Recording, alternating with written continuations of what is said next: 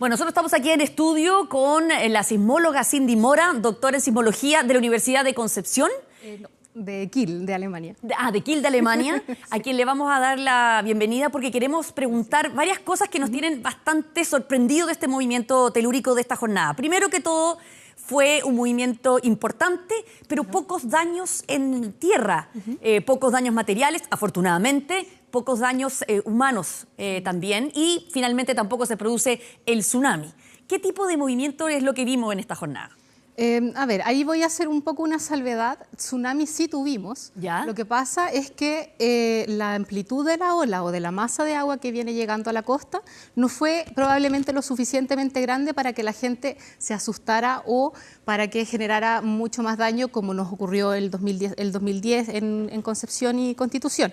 Ya, la altura de la ola creo que fue algo así como 8 centímetros, entonces tampoco, o al menos eso es lo que se estimaba por el Centro de Tsunamis del Pacífico. Y eso depende de la profundidad que hay antes de entrar a la costa, ¿o no? Claro, o sea, la física del tsunami depende mucho de dónde viene, digamos, de cuál es la fuente que se llama, o sea, cómo ocurre el terremoto y de cuál es la batimetría que se le llama, digamos, la rugosidad que hay en el suelo de la costa al llegar a la costa, y esa rugosidad y esa pendiente hace que la ola sea más alta o más baja. ¿Esa es la única razón por la cual uno podría entonces llegar a la conclusión y explicar por qué las olas fueron tan pequeñitas? No.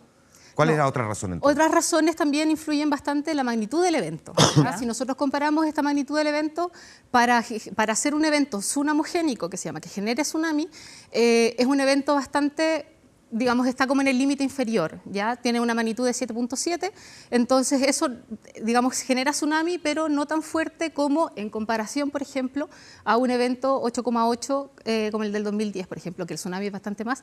Ahora, tanto la magnitud, que quiere decir con la energía liberada, y la batimetría, además de cómo está constituida la costa, o sea, si las bahías, por ejemplo, están alineadas hacia dónde viene la ola del tsunami, eso también influye, por ejemplo.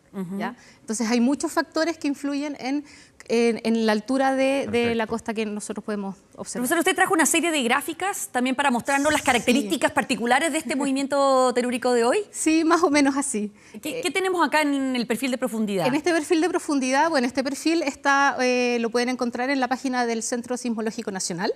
Allí ellos tienen una serie de perfiles de todos los meses. Este corresponde a un perfil, si podemos ver, bueno, antes de cambiarlo, corresponde a la sismicidad del mes de diciembre de este año, ¿ya? Y pueden ver hacia los meses anteriores que no ha habido más sismicidad que la que ocurrió ahora. ¿Cuáles los puntitos? Los puntitos, son los que marcan? Los puntitos Sí, son claro. lo que marcan los hipocentros de los eventos, ¿ya? Donde están en profundidad. Ahora acá, claro, podríamos dibujar un poco. Esto es el perfil de topografía que tenemos en este caso en la isla. ¿Ya? Y hacia acá, ¿cierto? Tenemos el mar. ¿Ya? No lo vemos, ¿cierto? Y no tiene topografía porque está el mar. Y si nosotros pudiésemos, digamos esto, ¿cierto? Estamos mirando como de la tierra en perfil, ¿cierto? O sea, estamos, digamos, de aquí hacia abajo está el manto y el núcleo, etcétera. Acá tenemos la placa oceánica de Nazca que viene subductando, ¿cierto? Que se viene metiendo debajo de la placa sudamericana. ¿Y dónde ocurren los sismos? Entonces, donde ambas placas se juntan. ¿Ya? Y esta zona entonces es lo que se llama las zonas de ruptura finalmente. ¿Ya? Y esta es la zona de subducción, que es donde se generan la gran mayoría de los eventos en Chile, que son todos los que hemos tenido, digamos, bastante grandes durante los últimos 5 años y más anteriormente. Y en este caso, en este sector, digamos, frente a la isla de Chiloé, hacia el sur en Quellón. Que se decía que era con una profundidad de ¿cuánto? ¿30 kilómetros? 30 kilómetros fue lo último que publicó el Servicio Sismológico. Que inicialmente lo primero que uno dice es una profundidad no tan, digamos, tan marcada, por lo tanto el daño podría ser mayor, pero no siempre es así. De hecho, tuvimos en la realidad de hoy día, salvo estos problemas de infraestructura en Quellón, fundamentalmente, la verdad es que, digamos, toda la zona resistió muy bien. O sea, lo que yo quiero saber es si nuestras casas chilenas están tan bien hechas que no se caen ya. Exacto. O fue que el movimiento tuvo características que hicieron que fuera menos dañino. A pesar de esa poca profundidad. Claro. A ver, En mi experiencia, digamos, de lo que yo he visto con distintos sismos, este sismo no lo sentí, entonces no tengo Sí. cómo poder decir si es que se sintió distinto o no. Sin embargo, lo que sí puedo atestiguar un poco más es que la construcción, digamos, debido a la norma de construcción chilena que tenemos nosotros, la norma antisísmica, las construcciones que tenemos en Chile son muy resistentes. De hecho, el hecho, digamos, algunas personas en el extranjero, ¿cierto?, siempre se sorprenden de que para un evento 7.7 en otros lugares queda la embarrada, o sea, Claro. se caen muchas casas, se Es la caen destrucción edificios, total. queda casi destrucción total. Entonces, en realidad, en Chile tenemos muy buena infraestructura frente a ese tipo de cosas. Ahora, hay algunas calles, algunas autopistas, etcétera, que han fallado, como se llama técnicamente, ¿cierto?, que se han roto. Y esto, claro, algunas veces se puede prevenir, otras veces. ¿Podemos hablar de otros eventos que hayan tenido lugar, eventos históricos, como para poder hacer algunas comparativas? Sí, por Se supuesto. hablaba mucho del terremoto del 60, se hacen muchas Sí, comparaciones. Sí, se hace mucha comparación porque, bueno, mucha gente asocia todo lo que ha ocurrido, digamos, de Valdivia al sur, ¿cierto?, que ha sido, digamos, el terremoto más grande que tenemos en la historia, digamos, en la historia grabada con registro sísmico y, bueno, el más grande de Chile, en realidad. Entonces, aquí en esta gráfica se muestra digamos, lo que les comentaba de las zonas de ruptura, ¿cierto? Estas zonas donde ambas placas chocan, que son las zonas que se rompen, ¿ya? Las zonas que se mueven, por así decirlo, y generan entonces. Bueno, ahí se ve claramente estos que el del eventos. 60 rompió prácticamente la misma zona. Exacto, o sea, el del 60, ¿cierto?, tuvo un par de precursores que se llaman en la parte de Concepción. Y posteriormente, a la altura de Valdivia, ¿cierto?, se ocurre el epicentro Lo que pasa es que ahí, del evento mayor. ¿qué es lo que asusta? Es saber que en Concepción, el 21 de mayo del 60, el terremoto fue de 7.5. Claro. Un día después, en Valdivia, 9.5. Claro. Claro. Yo diría en este sector, bueno, ahora el sismo no ocurrió ni en Valdivia ni en Sí, por Concepción, supuesto. sino que ocurrió en Chiloé.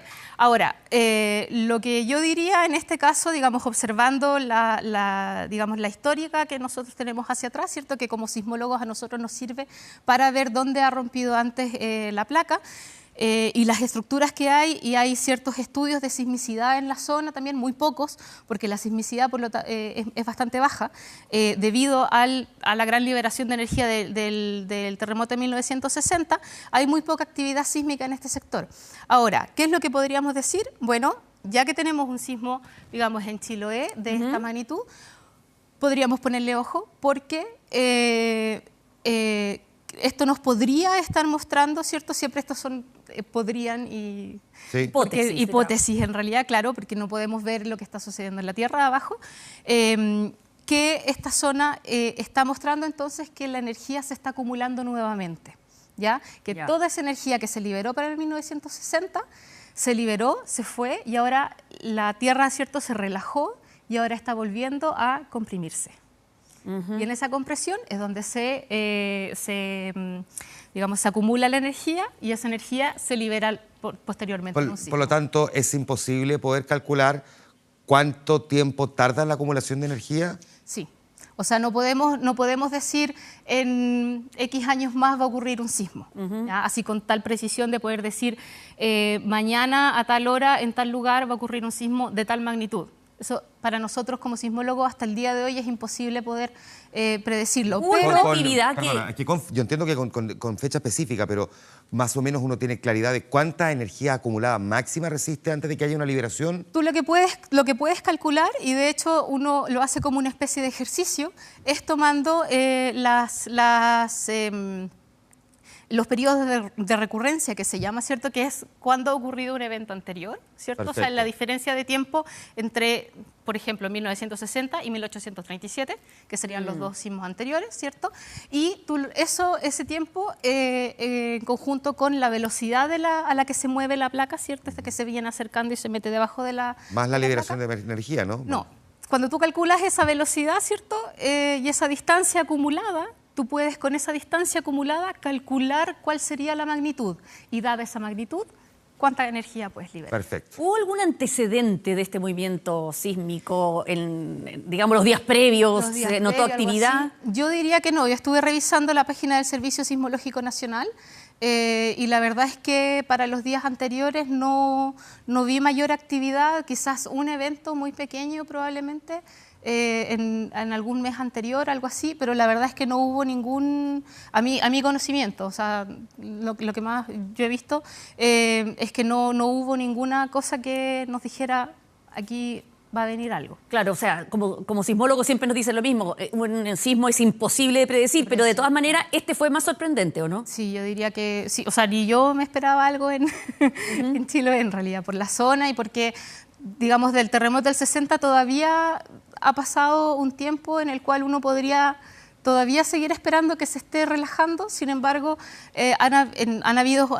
pocos estudios de sismicidad en la zona que muestran cierta actividad, digamos, en la parte de la subducción, más hacia la parte de los volcanes, del arco volcánico. Sin embargo, esta actividad es muy, muy pequeña. Entonces, no da como para decir si es que realmente se está acumulando suficiente energía o no. Le hemos preguntado también durante el día a otros expertos, pero me gustaría saber qué es lo que piensas tú. Hemos tenido varias réplicas ya y réplicas importantes. Bueno, esas son puras réplicas, por lo demás. Exactamente, de hecho están reflejadas ahí en la gráfica. ¿Cuántos días más podrían continuar esas réplicas? Porque finalmente hay una cuestión humana, aquí la gente siente el temor, teme que cuando la réplica es más o menos fuerte vaya a ser de verdad una repetición de terremoto más o menos de la misma característica o con la misma fuerza. Claro. Bueno, dada la magnitud de este sismo, yo diría unas varias semanas, algo así como unos par de meses probablemente. Va a seguir moviéndose la Tierra. Va a seguir moviéndose. Y bueno, pues siempre para las réplicas hay que ¿cómo se llama? Hay que estar atento en el fondo de saber que digamos, la teoría nos muestra que las réplicas de mayor magnitud, ¿cierto?, que van a ser menores al terremoto que ya tuvimos, van a venir más temprano, ¿cierto? O sea, digamos, a los pocos días o a las pocas semanas de haber ocurrido el evento mayor, y con el tiempo van a ir decayendo en su magnitud y en su periodicidad, o sea, cuándo van a ir ocurriendo. Pero yo diría del orden de varias semanas, un par de meses. No, sí. solamente para que la gente vaya tomando conciencia y asuma, porque estamos hablando de una zona que es más bien infrecuente movimientos de esta naturaleza, que van a tener que acostumbrarse, digamos, a esas siguientes semanas de estos movimientos que lamentablemente los van a seguir acompañando. Sí, yo también pienso en el turismo, porque empieza la temporada veraniega, la gente empieza precisamente a visitar estos lugares. Allí, por ejemplo, la consideración que yo le daría a las personas o el consejo que yo les daría a las personas que van de turismo a esta zona, y en general a cualquier persona que vaya de turismo a la costa, en Chile sobre todo, ahora en particular en esta zona sur, pero esto es un comentario para cualquier persona que vaya permanente, exacto, a las costas, es al momento de un sismo, una vez terminado el sismo, retirarse de la zona costera y elevarse o sea, digamos, si el sismo es lo suficientemente fuerte que uno no puede mantenerse en pie, por ejemplo, o cuesta mantenerse en pie y mantener el equilibrio. Sí o sí evacuar. Exacto, sí o sí evacuar a más de 30 metros de altura para prevenir cualquier problema. Eso independiente en cualquier lado de Chile, y más aún si va para el sur, sobre todo para las réplicas, que probablemente no van a ser tsunamogénicas, pero sin embargo uno nunca sabe lo que puede ocurrir. Buen punto ese. Las réplicas en general no vienen acompañadas eventualmente con una alerta de tsunami, o podrían ocurrir eventualmente que una réplica sea de características que el SHOA tenga que observar como eventualidad de tsunami. Sí, lo que pasa es que para que haga tsunami se dice también en teoría que tiene que cubrir cierta magnitud, y de esa magnitud hacia arriba genera tsunami, ¿ya?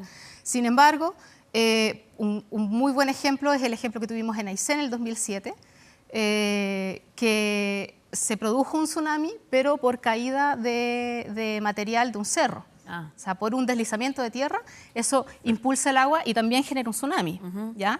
Y ahí no tuvimos un evento tampoco muy grande, fue un 6,2 o 6,1, algo así.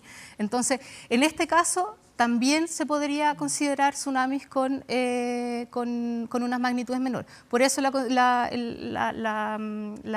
proposición es finalmente que salgan de la costa una vez ocurrido un terremoto, por muy pequeño que sea, más vale prevenir que curar.